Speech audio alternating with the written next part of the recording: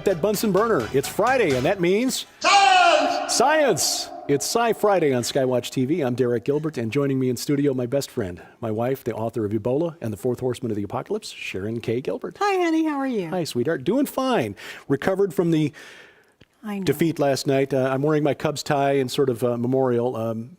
We've learned that following the Chicago Cubs and rooting for them is a spiritual discipline intended to teach Christians that we're not supposed to enjoy our ultimate reward in this lifetime. So anyway, we got that out of the way.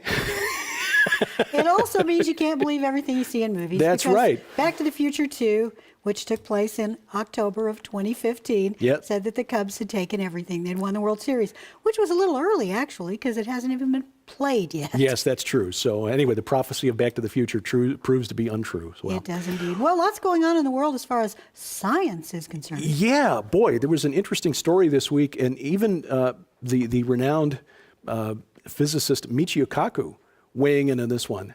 There's a bizarre star in the distant, about 1,500 light years away from Earth, where the Kepler telescope, which is dedicated to looking for planets around distant stars, found something occluding the light from this star, which has a really inelegant name. It's almost like a phone number, that makes the star dim for about 80 days at a time. Yeah, I'm trying to find the story. I had it underneath my tag for Sci Friday, but I'm not seeing it. It's KIC 8462852. Michio Kaku, who is well known as the scientist who relates well to kids. Yes. And he's extremely good looking, very photogenic and telegenic. He has a way of talking to kids that sort of simplifies the science without dumbing it down too much. Right. He's not speaking down to kids, he's speaking directly to them.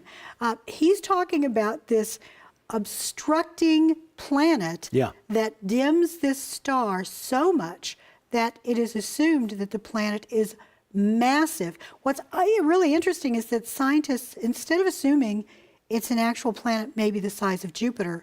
No, it's an artificial construct the size of Jupiter. Right. Well, what they found is that because the light around this star is dimmed so much, about 20% of the light from this star is blocked, they're saying that a planet even the size of Jupiter, as large as Jupiter, would not be able to block that much light, nor would it block it for 80 days at a time. Well, and if I understand it correctly, Kaku is saying that this is not just an artificial construct. It's an energy creator. It's somehow harvesting the sun in a way that provides energy to what he's calling a level 3 society, I think. So he essentially is saying to these children and to anyone watching, we definitely know that there are aliens out there. They are way more advanced than we are. And boy, wouldn't it be nice to meet them someday? Well, he ought to have a conversation with Stephen Hawking about that, because Dr. Hawking has said that this might be our doom if we actually met a society that was that popular. Yes, exactly. Now, what they're calling this is a possible Dyson sphere, which was proposed by a physicist named Dyson, who speculated that an old society might have such a hunger for power, raw energy, that they would come up with a giant sphere around the star, a giant solar collector shaped like a sphere to harvest all of the sun's energy. It sounds sort of like the Death Star from Star Wars. Exactly right. But not only does it harvest energy, but it uses it to destroy planets. Exactly. Now, what we just need to remember that there's an awful lot that we don't know about what's in space between here and there. Exactly. There's a lot of stuff in space that we haven't figured out yet. There are a lot of assumptions being made, but this is being spun in the media, I believe, especially directed toward children, to help propagate the meme that we are not alone and that there will eventually soon, according to some, be a revelation, a big unveiling event about aliens visiting our planet. Exactly. And sadly, and this is why we do what we do on SkyWatch TV, because research shows, surveys show that American adults are more likely to believe that we're being visited by ET than to believe the planet was visited by God in human form. Exactly. And we're not called SkyWatch TV because we're looking to the stars for ETs. Exactly. We're looking for Christ's return. Exactly. But if we draw some people in who think we're doing that and actually hear the gospel while they tune in every now and then, that's okay too. Then praise God for that. Yeah. But no, and bear in mind, and I'll say again, I've mentioned this a number of times on this program, that a proper understanding of what the verse in Genesis means when God is recorded that God created humanity in his image. It doesn't mean that God is a biped about 6 feet tall with 2 arms, 2 legs. And, No. it means that we are created as his imagers, his moral agents, to serve as basically his agents on earth. Exactly. And Michael S. Heiser, Dr. Heiser, is going to be on with us in January. Right. And he has done a lot of research into this. He's an expert on the ancient languages, and it's a very rich meaning within those few words. Right. So, bottom line is, we don't know for sure that this is an artificial structure. No, we don't. There's a lot we don't know about space yet, and astrophysicists are revising their theories on a monthly basis about what is happening out there and what is causing it to happen. So first of all, this isn't necessarily proof of alien life, but secondly, if by some chance it is an artificial structure, it doesn't change our relationship to God on planet No, Earth. it doesn't. That is absolutely true. Yeah. Well, speaking of the sky, there's a story that came out this week from Russia. They are claiming to have created their own Skynet Oh, really? on the battlefield. Yeah, exactly. This is software that communicates among a group of robotic entities on a battlefield, and they sort of self-coordinate depending upon what the needs are on the battlefield. In other words, localized, Skynet in the Terminator movies was worldwide, and it was very dangerous because it caused the rise of the machines to replace humankind. And but to be calling themselves the Russian version of Skynet, either the Russian propaganda machine, or we've got one too, has been cranking out this this sort of comparison in order to intimidate the West, or Western writers, and of course this came from RT, and most of those are Western speakers who are writing from a Russian perspective. Right. This actually says here, to step towards creating independent artificial intelligence compared to Skynet, a Russian company has successfully tested software capable of undertaking decisions and carrying them out, and here's the key, without any human intervention. This is true artificial intelligence on the battlefield. This is true autonomy on the battlefield. Right. If we move toward that, we are moving toward Joel 2 and a very scary scenario. It's significant, I think, that one of the weapons systems being tested by the United States military, the Navy in particular, is a swarming technology using drones or unmanned aerial vehicles that they call Locust, unmanned autonomous drones launched and swarming a target so that it can overwhelm the air defenses of a particular target. And these units operating independently, but also coordinating their activities with one another, like an intelligent swarm of locusts. Yeah. Yeah, that's so really there is creepy. some prophetic significance to what's happening there. And again, we're going to recommend the book called The Pentagon's Brain by investigative journalist Annie Jacobson, A History of DARPA, the Defense Advanced Research Projects Agency. What they are researching there for military applications is it's impressive from a eye-opening. scientific standpoint, but eye-opening as well. Especially if you read it from a prophetic, point of view. Right. While we're talking about robots, there was also a story that came out that a group at MIT, were they the ones? No, it's Singapore. This is actually from MIT's review paper. But a group in Singapore has figured out a way to mimic grid and place cells, that they're called that in the human brain because it helps us to figure out where we are in a room. Okay. We figure out, okay, I'm in this place, and then we have sort of a mental map of the room so that when we walk over here, we know, okay, I've just moved in this direction and I can get back there easily. We take it for granted as human beings that the Lord designed our amazing brains that computer scientists may ridicule as just meat space, but also they applaud the way the human brain is designed because they're mimicking it. Right. The Lord designed us so that we have a system in place where we know where we are in space and we know where our body is in space. That's called proprioception.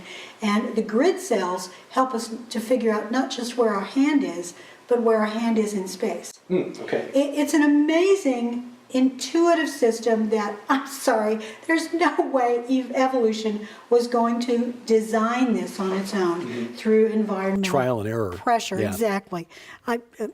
don't get me started on that. But I will just say this. When I was in school, I had to answer a lot of questions in college about evolution, and inevitably I always, got A's and, almost always got hundreds on these tests. But essentially I would answer according to the theory of evolution.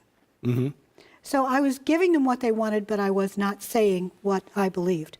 But anyway, the robotic team in Singapore has figured out a way to recreate these human-type cells, place and grid, in a robot.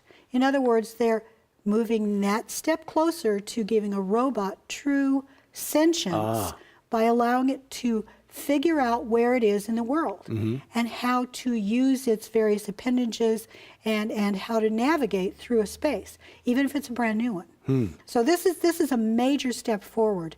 And since you mentioned the book by Annie Jacobson, The Pentagon's Brain, she mentions a number of places in there that technology that we believe is current today, because we're only just now reading about it over the last 5 to 10 years, has been in experimental phases since the 60s, maybe the 50s. This is old research that we're just now seeing.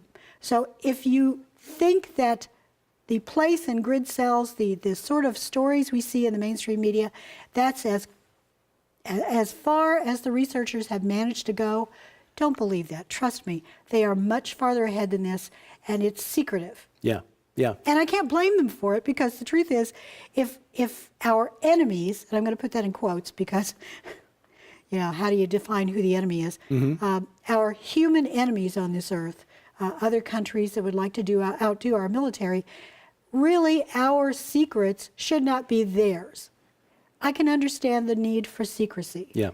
But sometimes the true enemy is unseen. Yes. It is spiritual in nature. Principalities, powers, thrones, dominions. True. Yeah, Paul knew what he was writing about. And they know everything that's going on. Yeah, and that was one of the things that really struck me about that book, is that things that we thought were brand new inventions to the battlefield, for example, the stealth fighter in the first Gulf War, the F-117, actually had been in the works since the 1970s. Since the 60s. Yeah, right. It came out of the Vietnam War, as did the drone technology that has become such a staple of the war on terror in the Middle East now, actually was used in Vietnam. We just didn't know about it. Yeah, you haven't started reading Area 51 yet. No. Her first book. I'm about halfway through that, and the stealth technology goes all the way back to the early 60s. Okay, even farther than we thought. So yeah, things that we're learning about now in the mainstream media, you can bet somebody at DARPA has been working on it for a couple of decades probably. The Large Hadron Collider was back in the news again this week. I saw that. Yeah, and there were a couple of aspects to the story that I thought were really interesting. First of all, the atom smasher at CERN was cranked up to its highest energy levels yet. Now, it's been operating at full power since June the 8th, and I know there were some people who were concerned about September 23rd being some special date on their calendar, but they'd actually been operating at this 13 tera electron volts since June. This week, they were trying to actually create detect the creation of miniature black holes, which is something that folks have been concerned about for a while now. And depending on who you talk to from CERN, they either admit it or deny it. Right. When you look at CERN's website, they've actually got an FAQ page at the CERN website that addresses all the September 23rd things, including, are we going to create a parallel universe? No, but we are looking for the existence of a parallel universe. I know. Okay, are you trying to disprove God? No, we're not trying to disprove God, but yet a physicist involved with this experiment was actually quoted in the media last week as saying, physicists have proved that God did not create the universe. Yes, exactly. The hubris! It's nothing willed itself into existence to become everything. Now, I'm sure that there are physicists who will laugh at my simple understanding of what they're trying to accomplish here. Oh, they laugh at me all the time, I'm sure. But the experiment this week was to try to detect whether gravity from our dimension, they're not actually looking for, and I talked with Josh Peck about this. Josh Peck is a fascinating young man, very intelligent, who wrote the book Quantum Creation, in which he explains the science without dumbing it down. He explains this so that lay people like me can understand. And he explained it this way. What they're trying to do is detect the existence of higher dimensions. They're just calling them parallel universes because they're operating in concert with this one. Right. You know, not the parallel universe from like the old sci-fi show Sliders, where you could move to an alternate timeline where things have been changed. Right. But they're trying to detect evidence of the existence of dimensions 5 through 11 Well, Chuck Missler has some amazing teachings on higher dimensions, and he believes, if I remember correctly, that Adam and Eve originally were able to see as many as 12. I think 11, but you may be right. More than what we see now. Right, and it was after the fall that they lost the ability to perceive in the higher dimensions, Right. which is where those principalities and powers and, in other words, those other spiritual beings, the Elohim, sons of God, Yes. operate, the Watchers. Now, why on earth would a physicist want to look into that realm? Well, that's a really good question. Because the truth is that physicists don't have an absolute grasp on these dimensions that we can perceive. Right, that's true. The same question applies to the work of researchers like Dr. Rick Strassman, who has been experimenting in past years with DMT, the so-called spirit molecule, which is the name of his book, Yeah. which he believes allows it's a chemical that's produced in small quantities by the pineal gland, but when you directly inject it, it generates visions.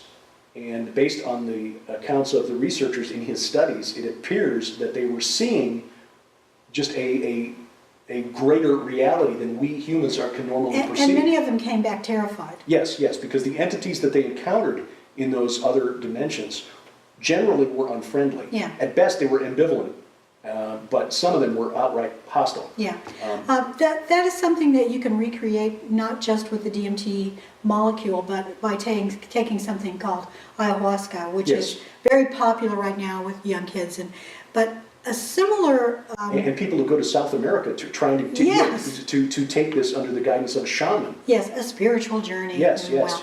But you can also get a similar high or a similar journey through taking DXM, which is Yes. dextromethorphan. Right, which It's is- in many cough syrups. Exactly, and sadly is being abused by young people who are looking for those sorts of visions. Yeah. And, God has been very clear about trying to contact the spirit realm. We are told that we should not consult with necromancers or with mediums, and I believe it's because the entities that are there have proven that they are not all loyal to Yahweh. Exactly. And that they pose a danger to us, and that we, in our human form, are so easily swayed or overawed by these beings. As the Apostle Paul wrote, even Satan himself can appear as an angel of light. Yes. We are fooled, and we are not to contact the spirit realm, I believe, for that reason. I absolutely agree with you. I think that trying to open those doors from this side is foolishness. Yes. When the Lord chooses to open that door from His side, He's got a specific reason for it, and He is protecting us. Yeah, and that applies, I think, whether you're looking at taking a foreign substance or perhaps smashing atoms together. And it's a very timely discussion, actually, with Halloween coming up next weekend. We are in the season where ghosts and goblins and demons are very much top of mind for people, and that's why during the month of October, our gift to you for your financial support to SkyWatch TV is the book God's Ghostbusters, which includes a number of essays on these sorts of creepy crawlies and things that go bump in the night, but also a very fascinating discussion or essay that you wrote for the book about virtual sin, because you can't turn on a cable channel this week, next week, without being fed a steady diet of horror films. No, that's true. And there's a real appetite for that among young people in particular. And sometimes it is curiosity, or I want to say I saw a certain movie, but and it doesn't just pertain to slasher films or things like that, blood and gore. But what I specifically address is the idea of virtual bloodletting, Right. and is there some power that is equal to real bloodletting within virtual bloodletting? And the reason I essentially back it up by saying that reminding people that Jesus told us that if you nurture something in your heart, Right. you have done that act in your heart, and therefore you have committed that act in reality. So is going in, it's one thing to just go in and see a movie. If you go in and watch it 20, 30 times and you just want to live that movie, and it's really something, a seed that you're allowing to germinate within you, I believe that's a problem. Yeah. And so I think very appropriate. In fact, a friend of ours, Doug Overmeyer of Sears Sea Ministries, has talked about how he finally discerned that he was being spiritually affected and his family was being spiritually affected because of his addiction to zombie movies and the gore in zombie films. And it was when he quit watching those zombie films and began praying to the Lord for forgiveness for harboring that fascination with that virtual human bloodshed, that the oppression was lifted. So, but one thing to please keep in mind at this season, and again, we're talking about this because Halloween has become the second most popular holiday in America after Christmas, is that greater is He that is in us, the Holy Spirit, than he that is in the world. Amen to that. Yeah. By the way, your chapter in that book, isn't it about vampires? It is. The blood is the life, in the shedding of human blood. And again, another very popular genre of horror films lately. And the vampire has been rehabilitated from a monster into a hero. Yeah. Well, what a world. Until Monday, we thank you for watching as we keep watch. For Sharon Gilbert, I'm Derek Gilbert, and this is SkyWatch TV. Coming exclusively from SkyWatch TV for a very limited time starting November 17th, 2015. When you purchase the new documentary film Inhuman and the companion book Dead Pets Don't Lie from SkyWatch TV, you'll receive the largest giveaway in SkyWatch TV history. An unprecedented $300 in free books, audio sets, and DVDs to add to your library or to give away as gifts during this holiday season.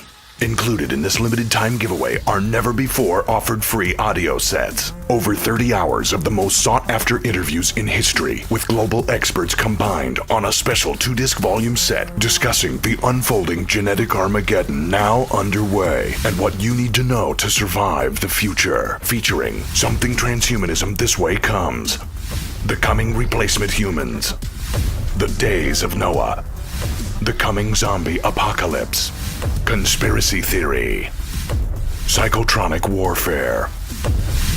Also, for a very limited time, in addition to the never-before-offered free best-selling audio sets, if you order before this special offer expires, you'll also receive the multi-part SkyWatch TV special investigative report on Inhuman the documentary and Dead Pets Don't Lie, the award-winning book Forbidden Gates, Pandemonium's Engine, the best-selling DVD by dog behavior expert Joe Artis, The Natural Dog Training Method. The breakthrough book for pet enthusiasts everywhere, Do Our Pets Go to Heaven? 2 additional mystery books with a $40 value. And if you're one of the first 3,000 customers to place your order during this limited time offer, you will also receive, absolutely free, the groundbreaking WorldNet daily film, The Last Pope, featuring Tom Horn. Place your order beginning November 17th, 2015. Altogether, the never-before-offered free 6 full audio series on a 2-disc volume set plus the 5 free books and 2 additional DVDs total an astounding $300 giveaway to add to your library or to give away as gifts during this holiday season. So it's urgent that beginning November 17th, 2015, you order the new documentary film Inhuman and the companion book Dead Pets Don't Lie for only $39.95 to also receive the largest giveaway in SkyWatch TV history. But please understand this offer will end without notification and is on a first-come, first-served basis starting November 17th. So be sure to visit SkyWatchTV.com to follow the countdown to the greatest giveaway in SkyWatch TV history. Order the new documentary film Inhuman and the companion book Dead Pets Don't Lie for only $39.95 to also receive the largest giveaway in SkyWatch TV history.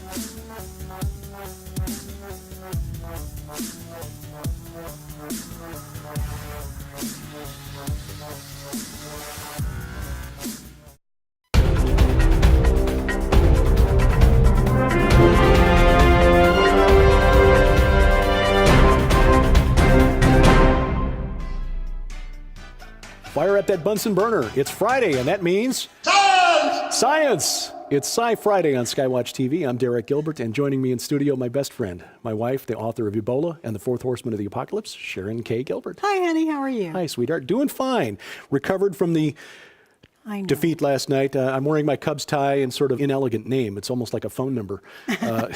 That makes the star dim for about 80 days at a time. Yeah, I'm trying to find the story. I had it underneath my tag for Sci Friday, but I'm not seeing it. It's KIC 8462852. Michio Kaku, who is well known as the scientist who relates well to kids. Yes. And he's extremely good looking, very photogenic and telegenic. He has a way of talking to kids that sort of simplifies the science without dumbing it. Does indeed. Well, lots going on in the world as far as science is concerned. Yeah, boy, there was an interesting story this week, and even the renowned physicist Michio Kaku weighing in on this one. There's a bizarre star in the distant, about 1,500 light years away from Earth, where the Kepler telescope, which is dedicated to looking for planets around distant stars, found something occluding the light from this star, which has a really... Get down too much. Right. He's not speaking down to kids. He's speaking directly to them. He's talking about this obstructing planet that dims this star so much that it is assumed that the planet is massive. What's really interesting is that scientists, instead of assuming it's an actual planet maybe the size of Jupiter, no, it's an artificial construct the size of Jupiter. Right. Well, what they found is that because the light around this star is dimmed so memorial, we've learned that following the Chicago Cubs and rooting for them is a spiritual discipline intended to teach Christians that we're not supposed to enjoy our ultimate reward in this lifetime. So anyway, we got that out of the way. It also means you can't believe everything you see in movies. That's right. Back to the Future 2, which took place in October of 2015, said that the Cubs had taken everything. They'd won the World Series, which was a little early, actually, because it hasn't even been played yet. Yes, that's true. So anyway, the prophecy of Back to the Future proves to be untrue. So